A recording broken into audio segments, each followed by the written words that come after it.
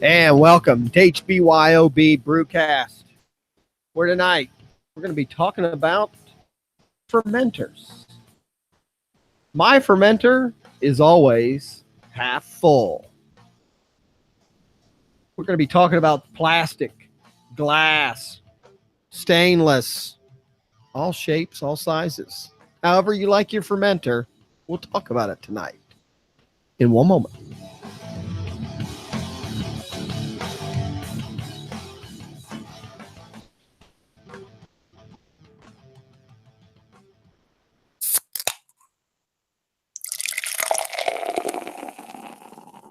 And we're pouring another episode of HBYOB Brewcast. I'm Easy Kill. I'm joined tonight with one co-host, Joey Brumley, the owner of HBYOB. Joey, how you doing this evening? Good. How are you doing, Mark? Hey, I'm pumped. We're talking fermenters. Well, I can't take it no more. We are talking fermenters tonight, but I did have the opportunity of getting Fathead's Hop JuJu, which I don't know if any of you are familiar with that, but it's a highly sought after beer, and I'm looking very forward to it tonight. What are you drinking, Mark?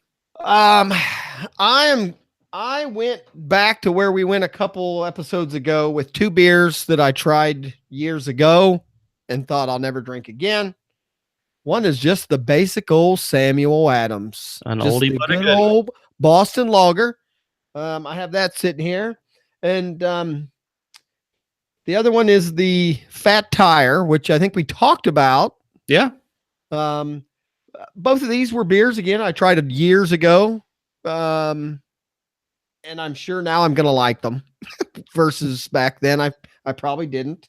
I looked them both up on Brewers Advocate. Which one do you think was rated higher? Just kind of curious about your opinion. I'm probably going to think me personally, I think I actually like the Boston Lager over Fat Tire. Oh, screensavers. Hold on. The Fat Tire was rated 3.6. And you're right. Boston Lager came in at a 3.75. So it is rated higher. But I would call it a more mainstream beer than I would Fat Tire. I know Fat Tire is more popular than it used to be, but I don't think it's Samuel Adams popular. Well, the cool thing is Samuel Adams actually was a home brewer. That's what inspired him to open the brewery. Versus Fat Tire, I like that brewery just because New Belgium, they spend quite a bit of money and to keep as energy efficient as they can. I believe it's like all solar powered, so it's a cool brewery. I would love to check them out. The other two things about these beers that I find kind of interesting having both of them tonight is both of them, and I use this word every time, both of these are what I would call the vanillas. These are the basics of these breweries based on when I looked up, these are their all season, they're popular brews. So I'll be curious, how they compare looking at them that way. So it's been a long time since I've had Fat Tire. I actually use that beer as a comparison. Our complete home brewing kit in the store comes with a amber ale as the ingredients, which I always compare to the Fat Tire because I believe that is an amber ale. That is correct. So I mean, it's a good solid beer. It shouldn't be too hoppy. It's going to be on the malty side, amber in color, hence the name. Now, what I found kind of, I don't know, I think this is a pretty bold statement on their website, not somebody else. On their website, they have this subtitled "The American Craft Beer Icon." Okay. I don't. That's bold. I do think that's bold because I would say Samuel Adams fits that mold more. Meaning, when you first talked craft beer 20 years ago, I would have said Samuel Adams. So today, I would say Samuel Adams was one of those beers where when this all started happening, I would go, that's a craft beer, So, Well, and I heard of them obviously a lot more than I've ever heard of the New Belgium. So, being they marketed that as a Boston lager, I don't think a lot of people necessarily put craft beer next to Sam Adams. They just knew it was a full flavored lager. I would say Sierra Nevada, in my opinion, would be the one that when you think of name a old craft brewery that made craft beer popular. I personally think of Sierra Nevada. Okay, I'm just saying the American craft beer icon. That's what they're calling Fat Tire. I just find that a little, little hard. So I'm actually double fisted along with you, Mark. I have a homebrew that I kegged this morning.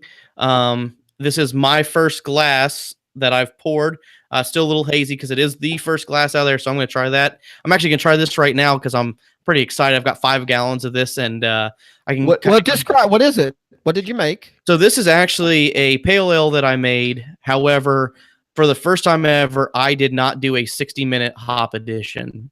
So this beer shouldn't be very bitter, but I did put a lot of hops. So it should be just like the hop JuJu. It should be on the juicy side. Shouldn't be real bitter. So cheers. All right.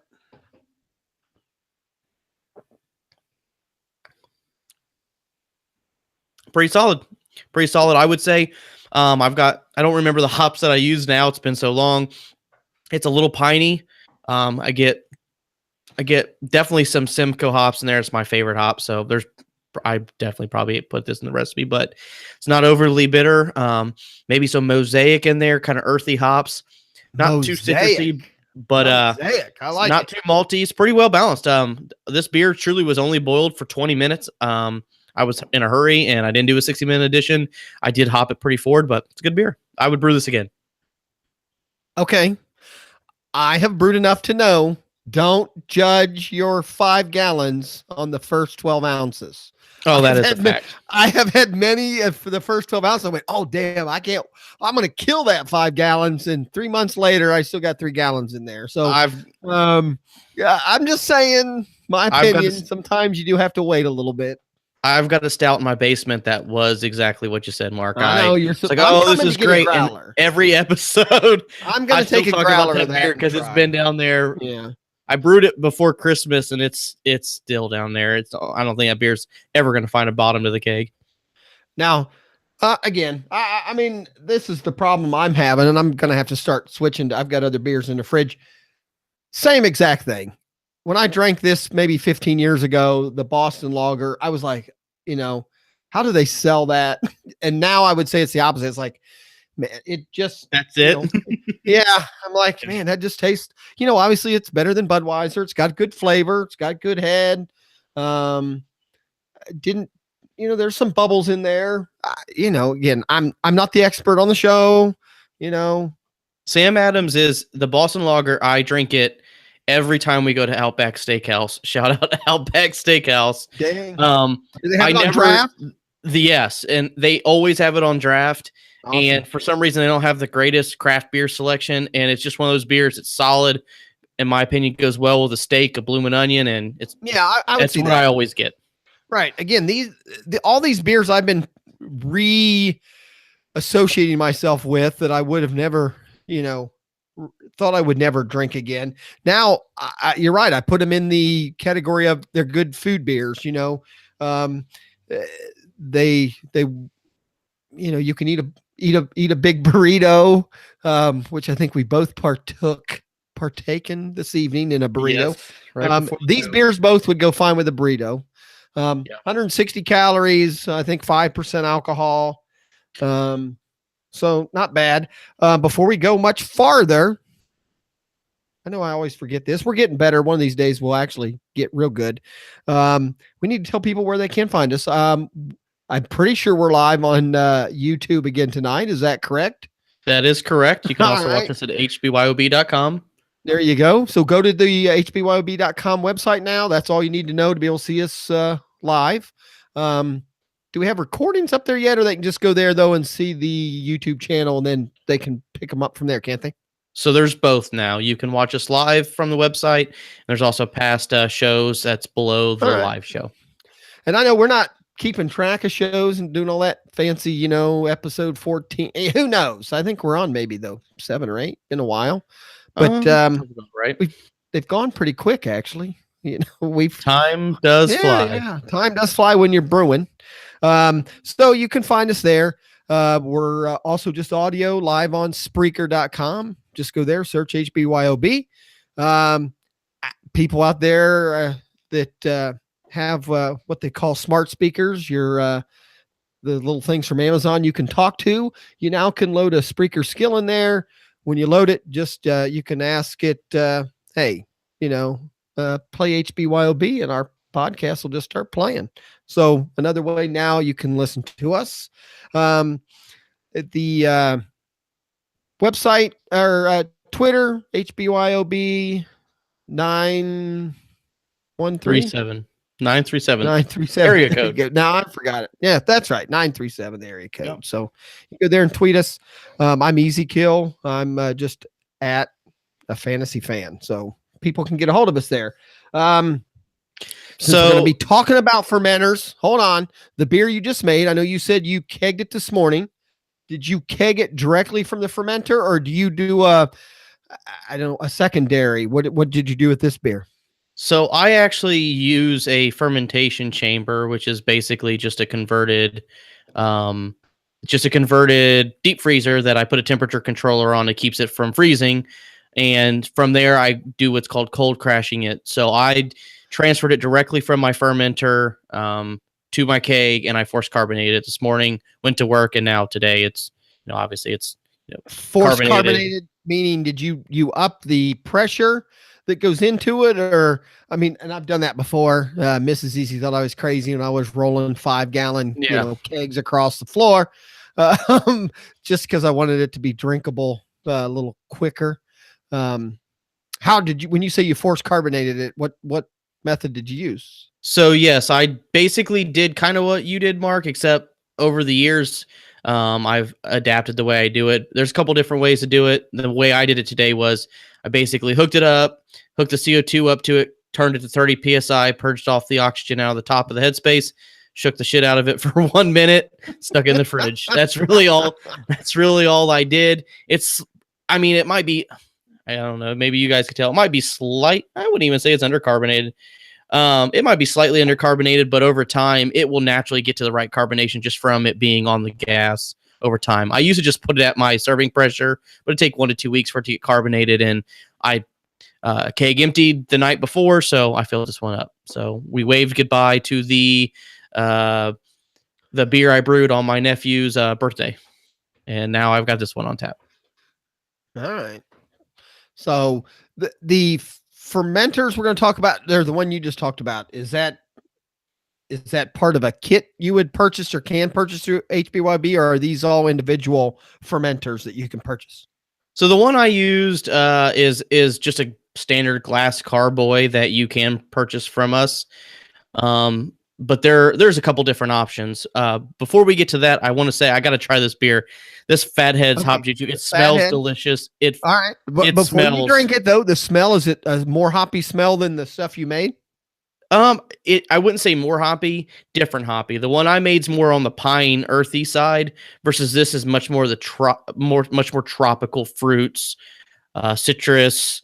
I'm getting like citra, grapefruit, orange, those. I was just looking at the bio of the beer, but I am getting more of the tropical notes of hops versus what I have is much more the piney. I don't know the hops that they used in this beer, but they smell fantastic. This one is 100 IBUs, which is kind of scary to me. I mean, that's up there in IBUs. Yeah, that is. But it's 9% alcohol, so there's quite a bit of alcohol in this beer that should counterbalance the hops. Yeah, Fat Tire is 22 IBUs, so that's quite a difference. That's a huge difference, but Fat Tire's probably also maybe close to a third or half the alcohol content as well. Yeah, what is that? Did you already mention the content on that one? 9%. 9, okay. Yeah, probably 4.5. Fat Tire's 5. Yeah, so about half. Yeah, okay. Did you drink it? So here we go. I mean, it smells amazing.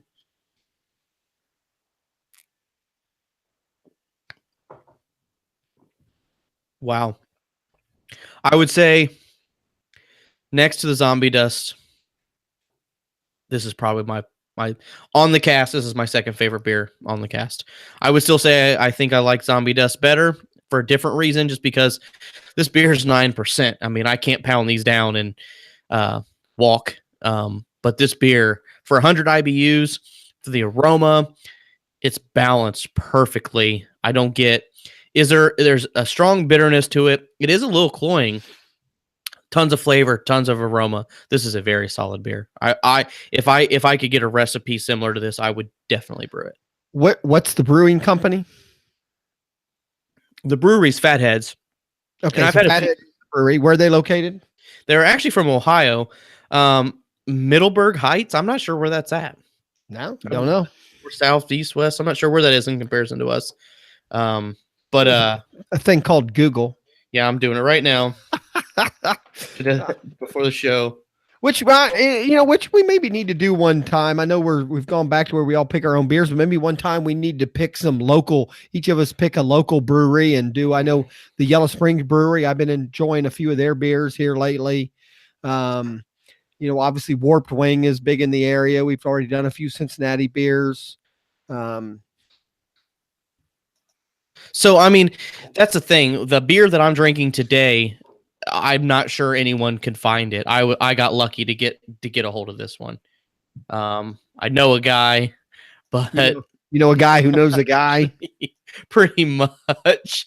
But I mean, this beer is a very sought after beer. It's, I believe, a limited release. I was lucky to get the 4-pack that I got. So you got 4 of them. Yeah, it was a 4-pack. It came in a 4-pack. I went to the the beer store that's on the way home from my work, and he said, "Are you looking for anything in particular?" I said, just jokingly, I said, "If you had hop JuJu, I'd really appreciate it." He goes, "How much do you want?"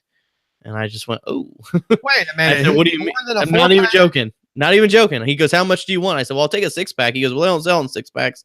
They sell in 4-packs." I said, "Well, yeah, I would love a 4-pack." He goes, "Okay, if you just want a 4-pack, I'll sell you a 4-pack." And he walks into the back room like it was some, the place here in my town, we have a grocery store that now stocks a bunch of beers, and he'll do that every once in a while. The owner, and this is a full-fledged, grocery store that now has a fancy beer section. And I'm not talking, I mean, it's a small hometown grocery, but the owner is the beer guy. Mm-hmm. Anyone else in the store, if you look at them while you're looking at beer, they go the other way because they have no clue about anything. But if he's in the store and he sees you walking in and looking around, he will come over and just say, "You know what, and he's pretty good at he remembers me, and he'll say a few things, but he'll always go, there's always that. I do have this one thing in my, office. If you're interested, I'll, go get a pack for you or something like that." Unfortunately, he makes me feel guilty. I don't think he does it on purpose, but no. I'm like, okay, I guess I'll try that. I'm like, if you're going to all the effort, and, sometimes it's good, sometimes it's not, but I've tried a few different things from the guy's office.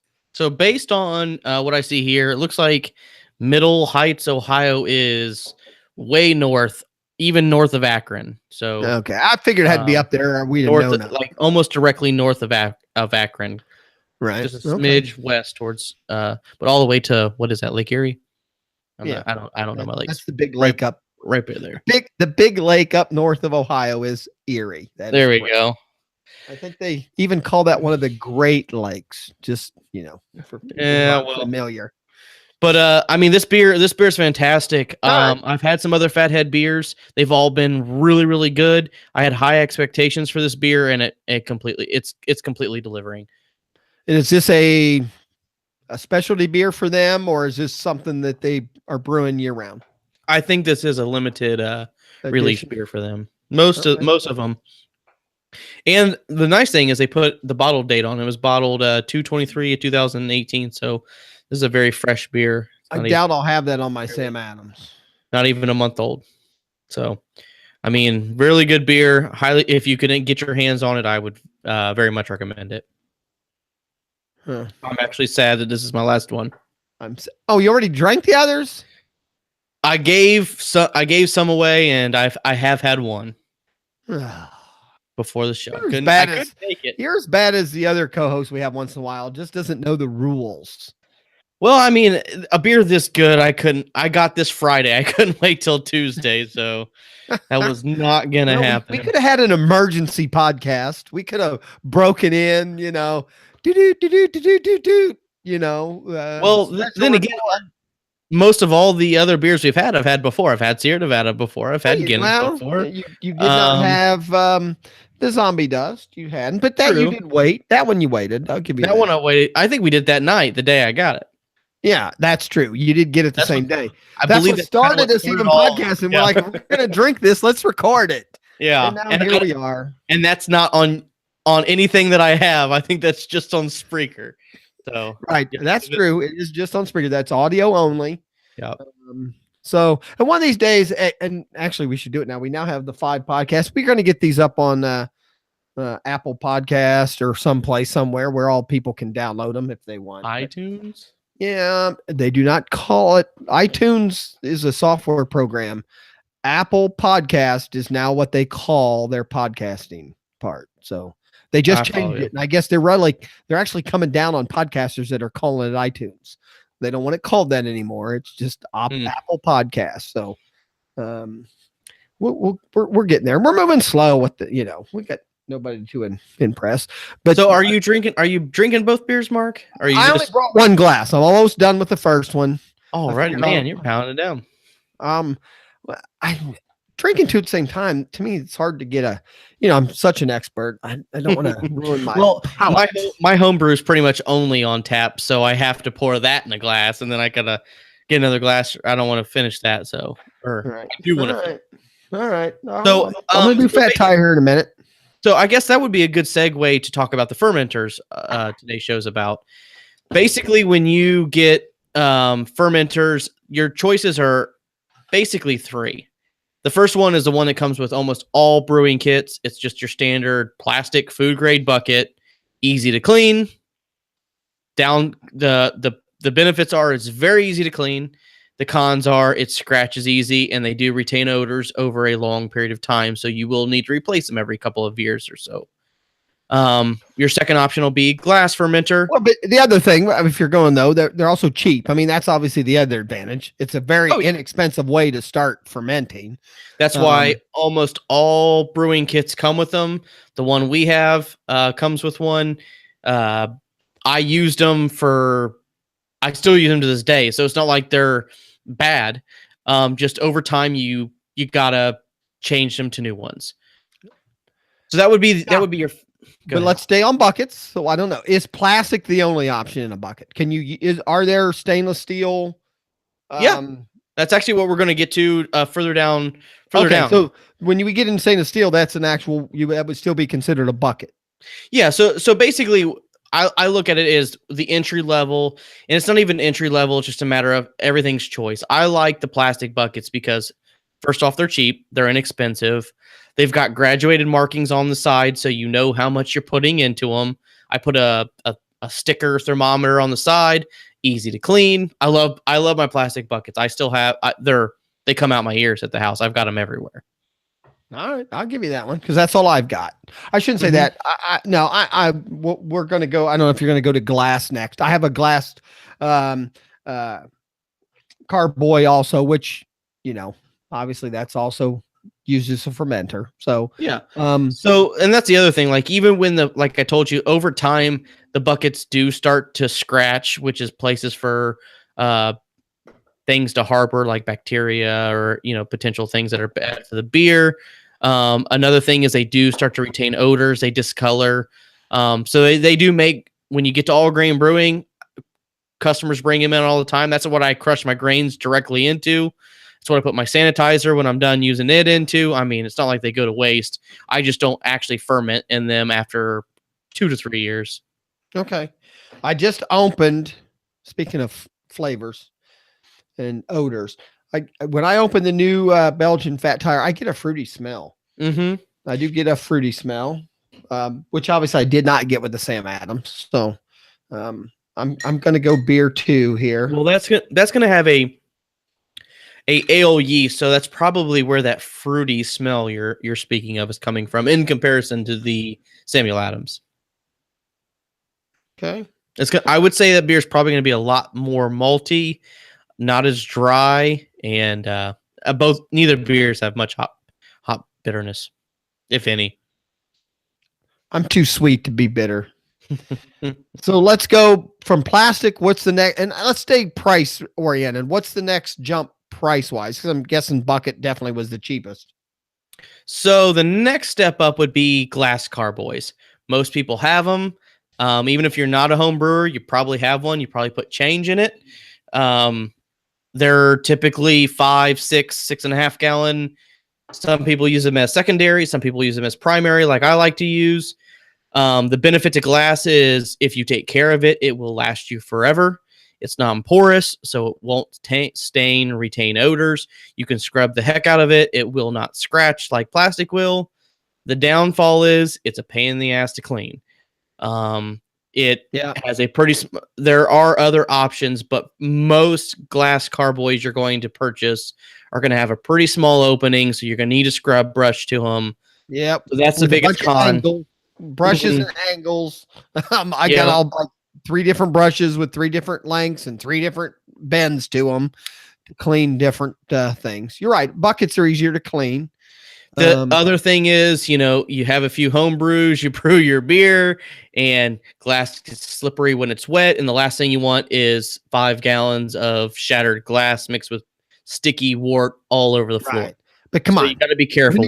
When it comes to impressing your buddies that you're a brewer and that you show them a white bucket or you show them that carboy that's glass with beer bubbling in it, the impression factor is much higher. I will. That is even one if the thing. beer is shitty, it still looks cool. I that you do win hand over fist on that one. There is something when you see a plastic bucket, people go, "What are you doing?" If they don't know. Versus the glass carboy, it does look a lot more official. But I use plastic buckets forever. I always defended the plastic buckets. Here recently, I've been using the glass more than ever, just because PBW, which is a cleaner we have at the store, actually cleans it very easily. Doesn't take much scrubbing. Just like this morning, I cleaned one. It's not that bad. Like I said, I've actually, and that's the other thing. I have 2 6.5 gallon glass carboys that are at my house right now. One of them was actually given to me. He was a home brewer in the 80s. He gave it to me. So I'm actually using a glass carboy that's as old as me. So that's, to me, that forever. I don't know what, I'm kind of sentimental when it comes to a lot of my brewing equipment. It's cool to use. And so he gave it to me. It actually had beer in it, which I did not. It's the only batch of beer I've ever poured down the drain. You just didn't know how old that was? It was 10 years old when he gave it to me. It was still in the carboy. I said, no, it went down the drain. But I cleaned it, and I had something, and it goes back to cleaning. Something I fermented a beer, I left it, and it got so gunked up with hops from the Krausen that it was dead to me. And it honestly took the past, I think, year. And my wife said something. I said, I'm throwing this in the trash. And she said, just put some vinegar in there. And I said, I'm not putting vinegar in my brewing equipment. She said, it's glass. It's not like it's going to taste like vinegar when you're done cleaning it. And the vinegar melted off whatever was stubborn and didn't want to get off there. Put vinegar in there, mixed it with hot water, and it came right off. And that would be another thing about the glass. You can shock glass. So if you're doing like a no chill brewing, or even me, I took it straight out of my deep freezer where it was 35 degrees, siphoned off the beer, and then now I'm pouring hot water into it. If you're not careful, you'll shock the glass, and you'll crack the glass just from temperature shock. So you got to be careful with the glass. Well, right. It's glass, right. I'd agree. It's, there is obviously it's more dangerous than a bucket when it comes to those type things. But I agree. If you talk dollars per use, and my argument against that would be some people end up, start brewing, but don't brew more than a year. So a bucket will be fine. But, if you're going to get into this and stay into it, hopefully, it's hard to beat. I would say any brewer that's been doing it for a few years needs to have one, Yep. If anything, just as the secondary, I think I found it more useful as a secondary, a cleaner, probably not really no different than if I'd used a bucket, but in my head, I felt secondary in glass. I didn't worry as much of it sitting in there a longer period of time versus, you know, and with a bucket, you do have more chances for air leak because obviously the size of a lid, in the hole, and most buckets now, you have the spigot at the bottom. All those to me are areas where they can leak, and obviously air and some get in. Obviously a glass cardboard, if you have if the cap is on properly, you have what, and you even said most of them have a small opening, not much more than a quarter or 50-cent piece. If that's plugged, there's no air getting in. I mean, it's solid. And to me, for a second fermentation, that's good. Well, that's why a lot of people like to use the glass as secondaries, because since you're not primary fermenting in there, you're not building that crossin ring, so you don't need the head space. Correct. So cleaning it is a breeze when you're using it. It's just a secondary. Right. Probably for the beginners, real quick, fermentation. I mean, at this point, fermentation is, you're throwing the yeast and the sugar together, right? I mean, that's what's giving you the actual making of the alcohol, right? Yeah, I mean, we're talking like everyone knows what fermentation is, and I'm guessing anyone listening to a brew show, but we're also, have people that are just beer drinkers. So, I guess we kind of skipped at the beginning what fermenting is and what step in the brewing that we're talking about. Yeah. So, I mean, basically fermenting can be, if you want to break it down completely, sauerkraut that you eat is technically fermenting. It's fermentation. I mean, there are a lot of things are fermented. When we talk of alcohol, we think of, the fermentation turning anything that's from sugar and turning it to alcohol. That's a byproduct from the yeast eating the sugars. So when you talk beer, your sugars are being derived from malt. When you're talking wine, your sugars are being derived from grapes, and cider is apples, mead is honey. Something sweet needs to be into a liquid. Kombucha is another one that is being much more popular, which is just a sweet black tea that is being fermented. Anybody who has found an old half-gallon or a gallon jug of orange juice in the back of their refrigerator, it's been back there for 3 months, has fermented something. You open that up, you will smell even an alcohol smell. If you have old orange juice that's been in there for 3 months, you can feel the plastic jug. You can feel the pressure of the jug. So that is a fermentation that's taken place, actually. I mean, the gases have released, and you feel the pressure of that. And that's basically, for somebody who's never brewed, that's what you're doing. You've taken some sugars, and they've ripened or they've mixed with the yeast. So, that's the thing, when you talk winemaking is probably a better comparison. With winemaking, we do some things with fermentation to keep it from turning to vinegar, because if you're not careful, you'll turn your batch of wine into vinegar. Right. Vinegar is another fermented, So for years, we didn't know how fermentation took place. We thought, there's a lot of things out there, magic spoons. We've had this conversation before, but we know that yeast is what we put into the beer. The yeast eats the sugars. It burps off CO2, which burps out of our airlock. And like you had said, Mark, when you're doing that, you want the yeast that's not airborne, because there's yeast that are always flying around us.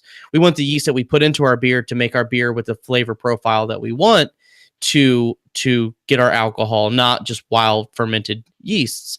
So with that, we want a very good sealed vessel to keep airborne contaminants out. We use an airlock, which acts just like a one-way valve to let the CO2, as the yeast eats the sugars into the beer, wine, or whatever we're fermenting, it can bubble out of the airlock so it can turn it to alcohol. And alcohol is a byproduct of the yeast eating the sugars.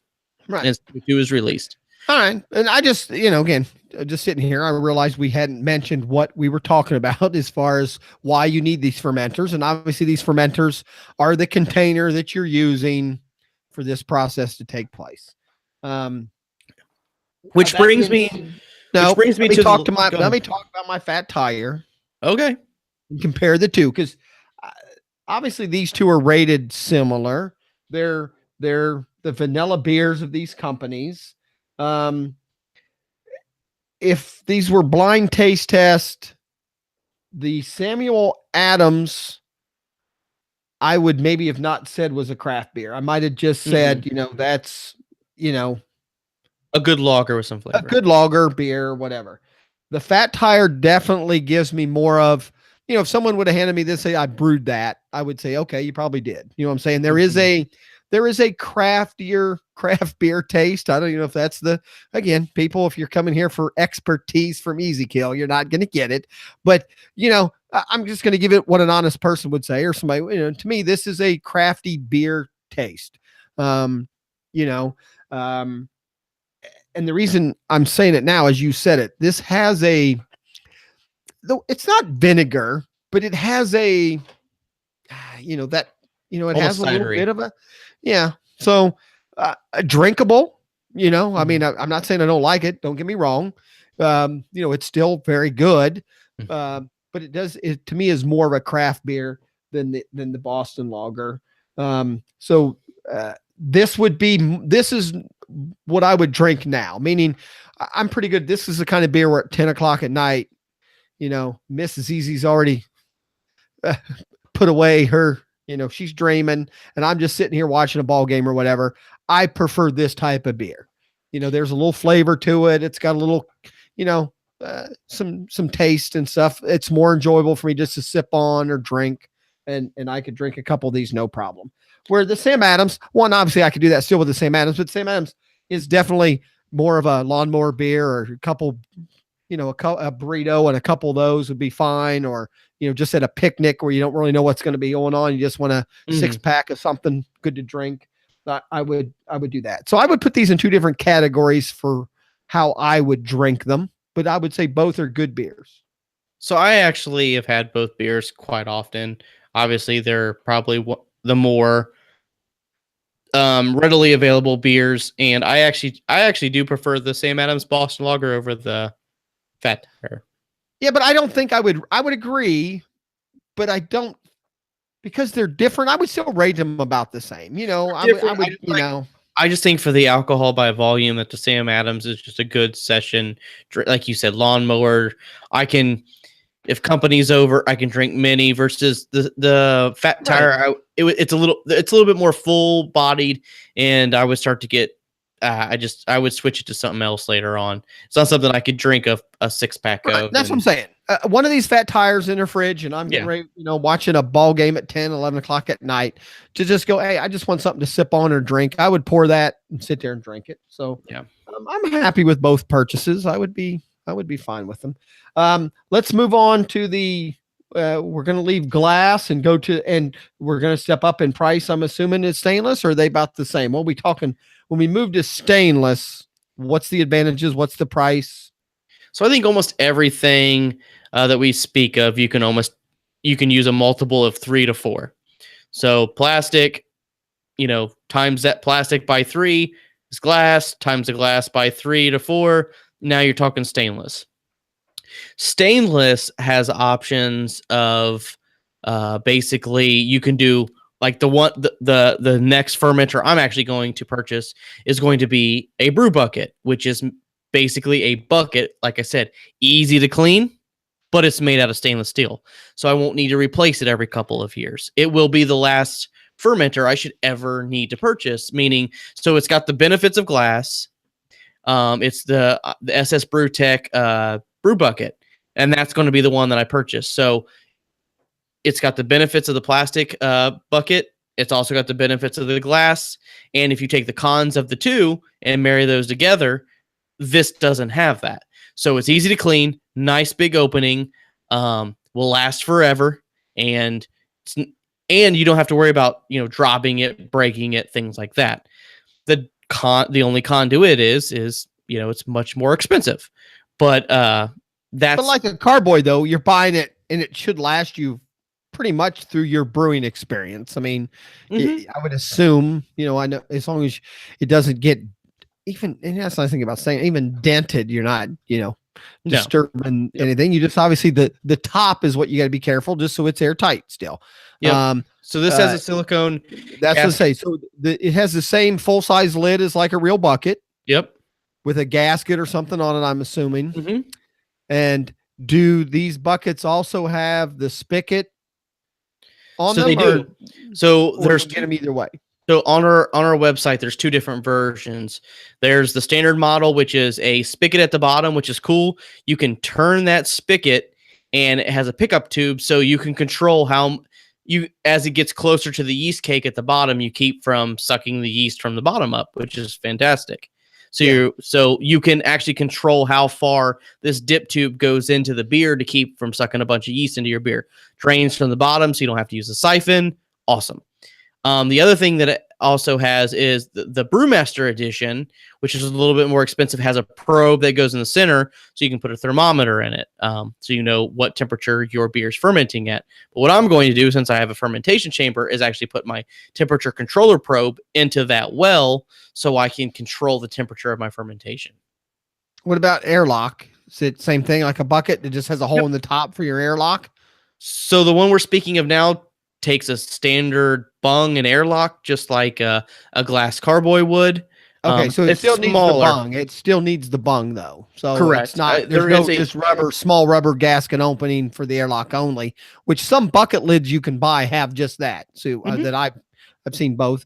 All right. So it takes a stopper smaller than a glass carboy, but it does not use the little black stopper or grommet that a bucket uses. However, the cool thing about these that we have is they're stackable. So you can actually stack multiple batches of beer directly on top of each other, and that's a pretty cool feature that these have. So I would say that's probably the next step. You're taking what the pros and cons of the two, and you marry them together, and you're doing in stainless form. Probably the next step and the last step, which is what the big brewers use, and actually one before that would be it actually is kind of the best of both of these. But the big brewers use what are called conical fermenters, and they can dump the yeast out of the bottom. There's a lot of benefits to conical fermenters. The con to conical fermenters are there's like a trillion pieces to these valves. Go ahead. Did I miss? So these are the ones that you kind of look like you see in small breweries that are, they're big at the top and then funnel down to a small opening in the bottom. So if you're reusing your yeast, conicals are fantastic. The best benefit to conicals are if you can dump your yeast out of the bottom, you can dry hop in them. There's no need for a secondary ever with a conical because you're basically dumping all the trub or yeast. Okay. So that's it. So when you open it up, the yeast comes out first, obviously, and then you discard that. How do you? I've never done it. So how do you know? When do you stop? When's all the yeast out? How do you know the yeast has been removed? Big breweries and even the ones that we have, you basically open the valve until clear beer starts coming out. I mean, it stops looking visually. You just know that there's no more, yeast coming out of it. So the nice thing is they make back to the bucket. They make a plastic conical fermenter, the fast ferment we sell at the store. So it's marrying the benefit of the conical design with the bucket. So with the fast ferment, it's that price point that it's not quite as expensive as stainless, but the fast ferment is more expensive than the glass. However, you're going to replace it over time because it's plastic. So you get those benefits from the conical. For me personally, if I was to purchase a fast ferment, it would be for winemaking because typically with winemaking, you're going to move your wine around approximately 3 times. So the nice thing about a conical is it stays in the same vessel the entire time. You're not moving wine around 3 different times. I like the design of a conical fermenter. Okay. And I've looked at those just a little bit. What's the price range they start in? I mean, that's my thing always. And I know you always make fun of me, but price is something I consider. They're impressive looking also. Back to that looks like you're a brewer. You got one of those sitting here. I would assume they start roughly at 6 gallons or something like that. Just so you can do a normal batch. But I've also seen 10, 12 gallon ones. Because I guess if you're going to do one of those, make a big batch. So you can get a plastic conical and it's going to run you around $100.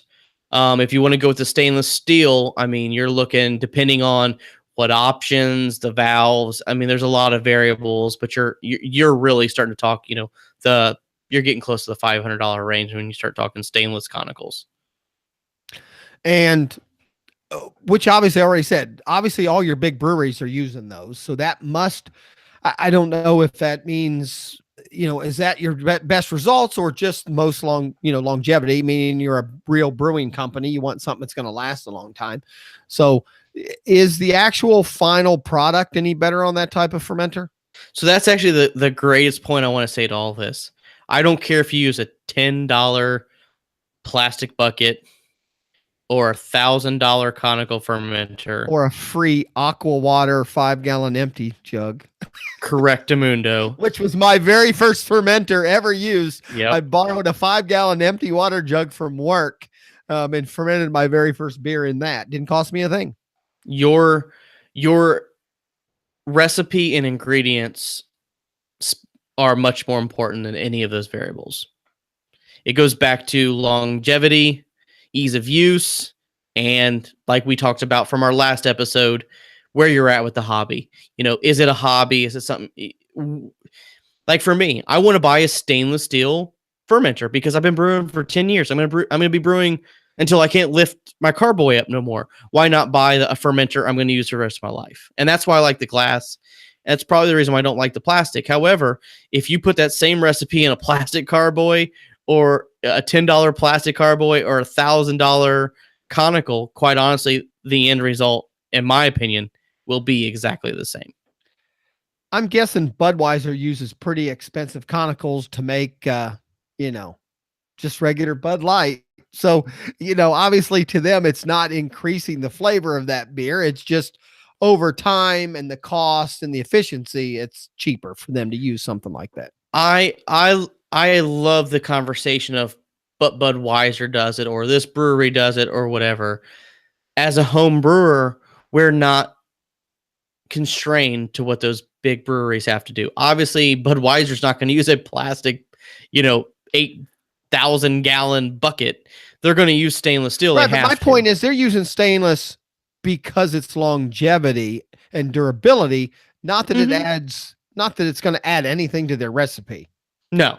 I mean, and that's the thing, whether you use plastic, glass, stainless, conical, bucket, it all goes back to what suits your needs, what do you enjoy using, and what will keep you brewing, and what's your budget. I mean, like I said, for me, I use plastic buckets for 10 years. I mean, there's nothing wrong with them.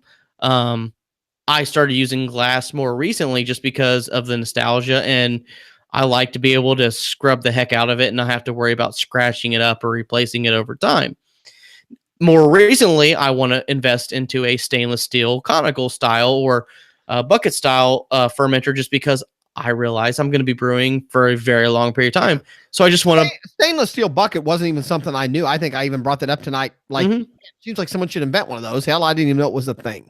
Yeah. So, and did you say, what is the cost of I'm assuming a 6-gallon bucket's what you want to buy roughly, or 6.5? What's a 6.5 roughly? I mean, I obviously know a regular bucket can vary, $20, $30 probably, maybe even cheaper nowadays. What is a stainless bucket? So the stainless buckets are around $200. Okay. But same thing, you're never going to have to replace it. Now, because it's stainless, I'm assuming it's probably not much heavier than a plastic bucket even, is it? No, I mean, that's what I love. The one I'm actually going to purchase is almost the same size as a plastic fermenter. And I like it because what I call a fermentation temperature, which is basically just a converted deep freezer, it'll fit in, I believe it's 8 gallons capacity, but 5 gallons. There's plenty, or 7 gallon. I'm sorry. It's a 7-gallon capacity. So a 5-gallon batch has plenty of room for headspace to primary ferment in. It'll fit in my chest freezer just fine. So I can control my fermentation temperature. I can cold crash in it. It meets all of my needs. That's why, honestly, I'm not picking up a conical at this point because it will not fit in what I'm using to ferment in. It just won't fit. So That's why, because conical fermenters have more valves, they're taller, they're more in depth. And that's another thing. I mean, we've discussed it before. I'm not a huge conical fan, whether it's plastic, stainless steel, simply because I don't want to clean 100 parts. I want something simple, easy to clean, keeps me brewing. Because when you talk conicals, I've seen conical pictures of these 100 pieces scattered across the table.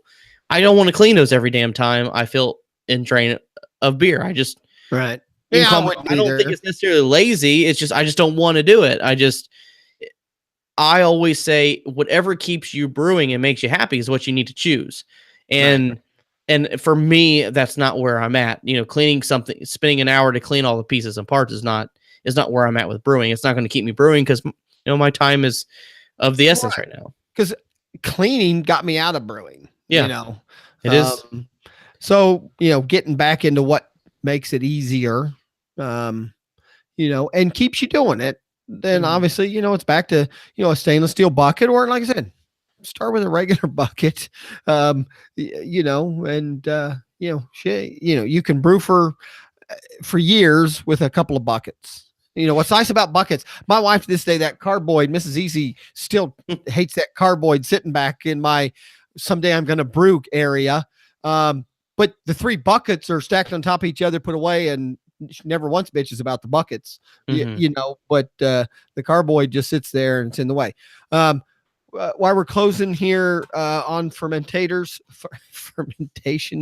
devices or vessels, back to what we talked about last week, where I thought one of the brewing, the brewers we talked about last week, electric, that you actually could ferment in one of those if you had the right setup. Are those stainless? What are those made out of? When we talked about those, I know you said there's a $300 or $400 one, $1,000 one. Are those stainless devices also? Yeah, pretty much everything is gone stainless. Okay. So those brew systems are stainless as well. Like I said, the safety reasons of glass, it seems like brewing nowadays is very much pushing for stainless. Okay. But in one of those brewers we talked about last week, is one or both or either one of those, could you rig them up? I thought one of them, you said you could buy a special lid where you could actually ferment inside the same vessel there.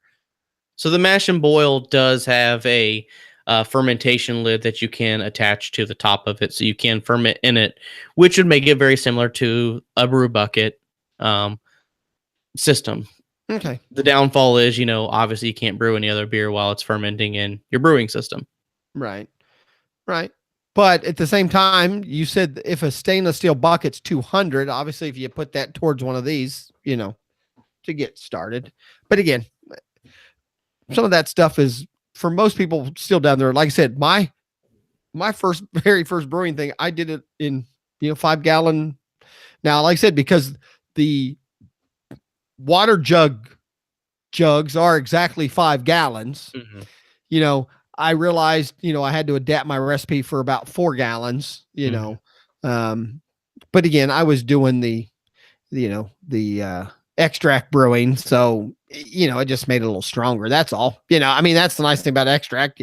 You literally can do extract almost for free. If you buy a can, you just need something that'll boil. I think some of the things I did back in the day is, as long as you could boil a couple gallons of water, kind of just to get the extract, to kind of dissolve. And again, I used a big funnel and dumped it into one of those 5-gallon aqua water things that I got for free. And, those are $5, includes the water. You actually, what's nice about that is, if you work somewhere and they're willing to let you buy one of them for $5 and bring them the thing back when it's emptied, 3-4 weeks later, you can actually take the water in there, dump the 2 gallons of it into a pot, boil that, put your extract in. When it's boiled and dissolved, put it back in with the other 3 gallons of water that you left in the blue thing. Pitch your yeast on there, I think I had to get a special, bung. What do you want to call the little rubber stopper? I had to get a special size that would fit that. So then I had to drill a hole in it so that my, airlock would fit. So the whole thing was a rig. But you know what? A couple weeks later, I was I had homemade, I brewed at home for almost no cost. Well, I mean, at the end of the day, it always comes down to a good analogy. I don't care what sport you're in. You can go play golf, baseball, softball. It doesn't matter what you name. I can go play golf with the clubs that they let me rent at the golf range. Right? Does that make me a better golfer? No.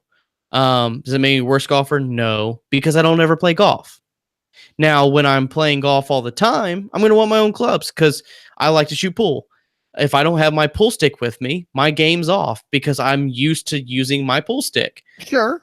So when it comes to brewing, it's very similar. Whether you use a plastic bucket, a conical, those are the two biggest spectrums. Is your beer going to turn out any different? No.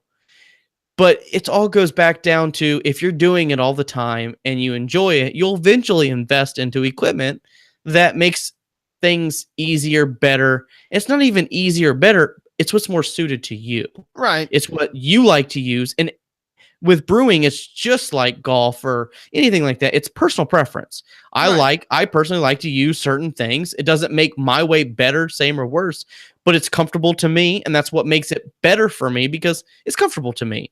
And so if you are completely thinking about cost, nothing wrong with a plastic fermenter.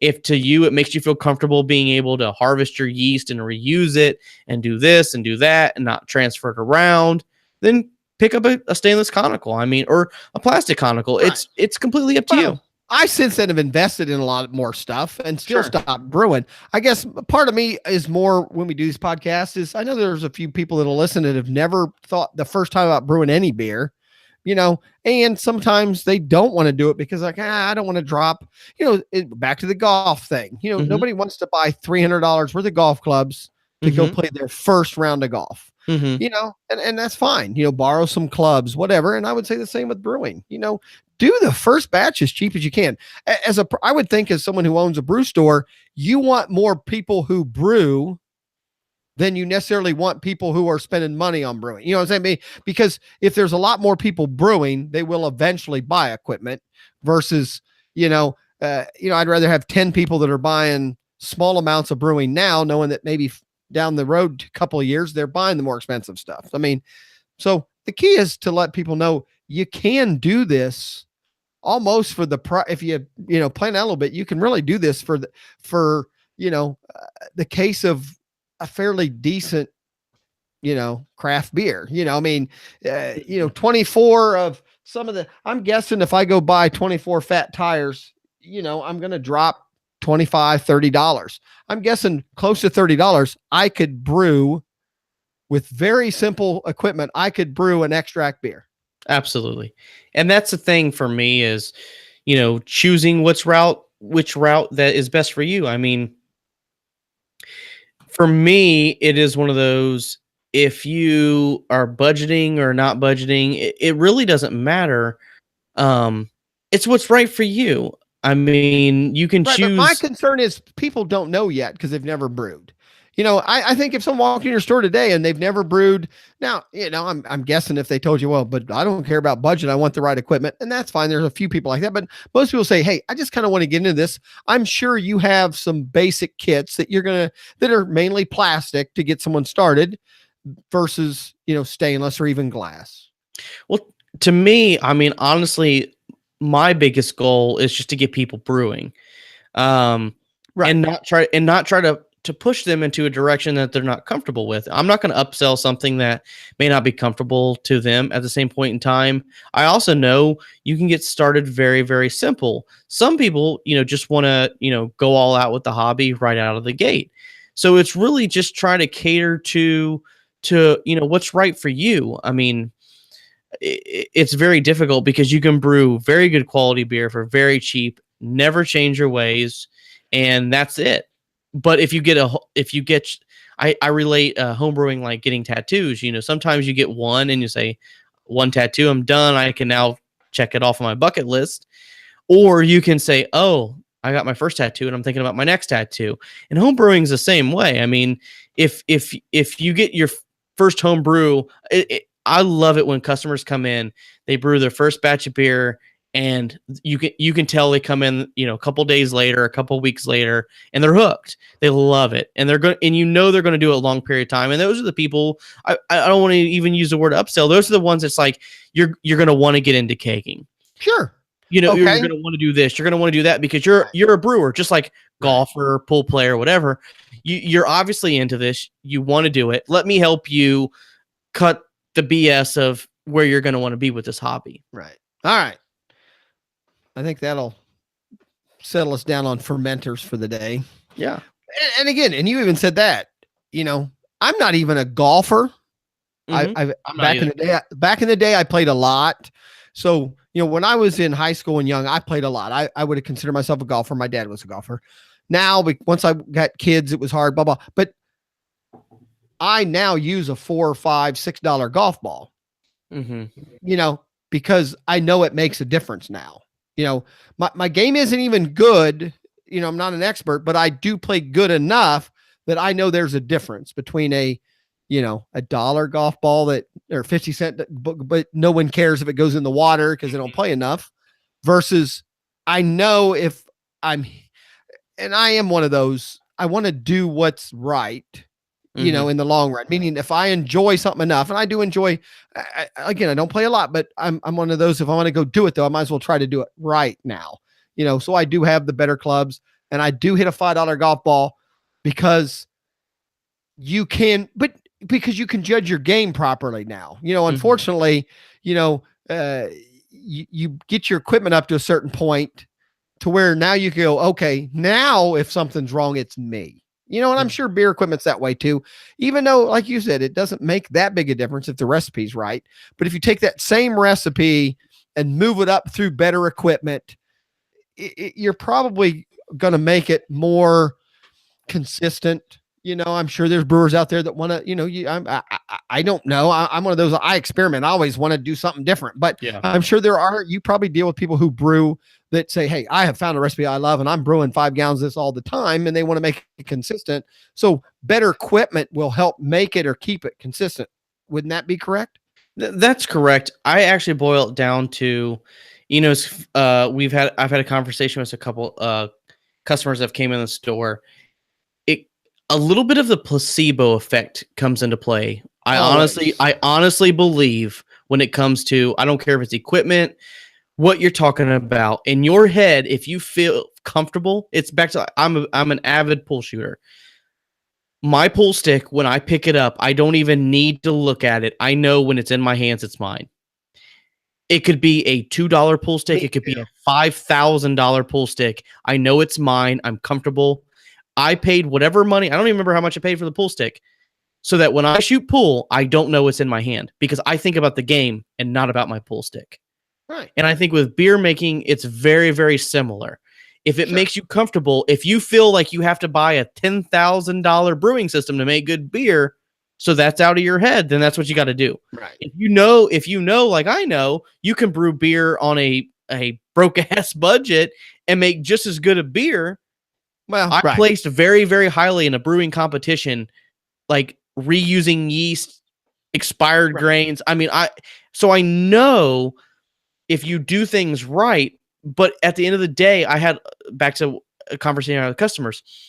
He goes, "What's wrong with my beer? What do you think's wrong with my beer?" And I said, "I think nothing's wrong with your beer." And he goes, "What do you mean? You don't taste this? You don't taste that?" I go, "When you brew your beer, you're looking for imperfections because you're critiquing your beer because you want to get better. That's fantastic because you want to get better as a brewer. Right. When you drank Fathead's Hop JuJu, what did you find wrong with it?" And he said, "Well, nothing. It's a great beer." Yeah, because you looked at the good in it. You didn't look at what was potentially the bad in it. And that's, for me, what brewing, and when it comes to equipment and everything, if you're comfortable with your equipment, it works well for you. You're brewing a good quality beer. It's, you're not using dirty equipment, and you're looking at the good in your beer. That's the best equipment and the best recipe for you. I agree.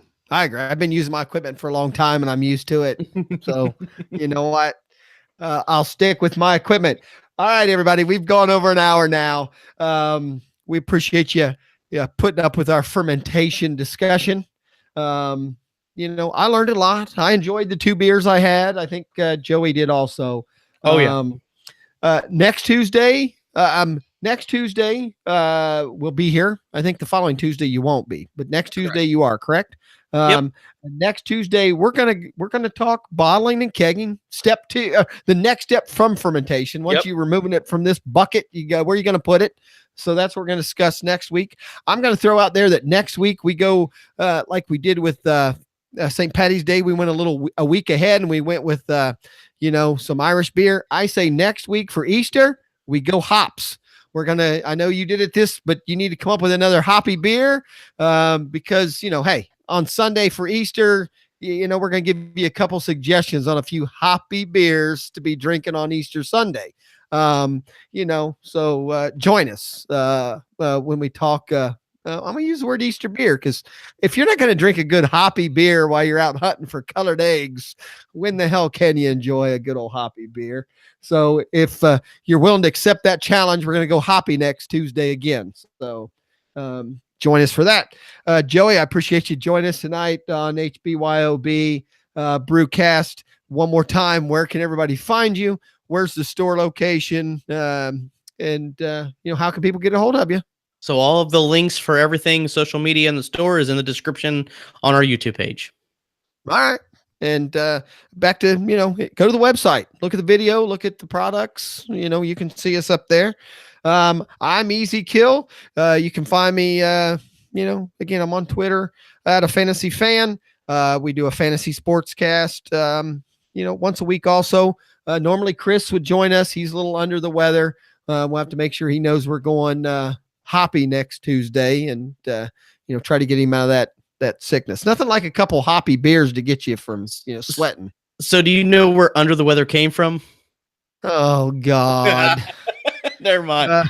Google it. We're out of time. All right. Google that. Again, this has been Easy Kill. Joey with HBYOB, the HBYOB Brewcast. I've had fun. We will catch you next week.